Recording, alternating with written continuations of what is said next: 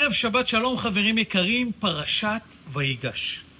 בפרשה שלנו, הפרשה מתארת לנו את אחד מהרגעים אולי המרגשים ביותר שיש, אבל גם הטעונים ביותר שיש. הרגע הזה של ייחוד עם משפחה, כשלא רואים את הילד כל כך הרבה זמן, הוא רגע שאי אפשר לתאר אותו במילים.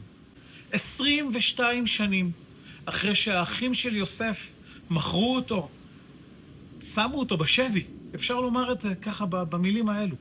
בעצם הם מגיעים אליו, נכנסים לו לתוך הידיים, מה שנקרא.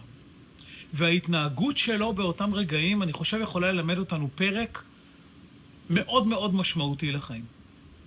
יוסף לא מתעלל בהם, יוסף לא כועס עליהם, יוסף מתוודע אליהם רגע שלב אחרי שלב, ובאותו רגע שהם מבינים שהנה יוסף כאן, והם...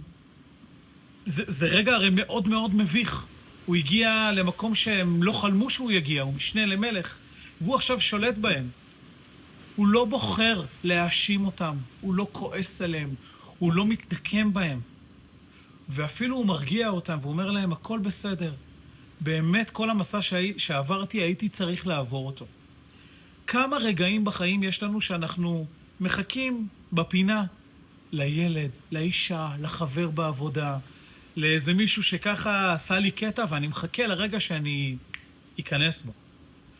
בואו נהיה יוסף, בואו נחליק, בואו נוותר, ובואו ננסה לקחת כל אירוע ולהבין שהכל מדויק לנו מהשמיים. שנזכה לראות את הרגעים היפים, לבחון אותם ולראות רק דברים טובים. שבת שלום.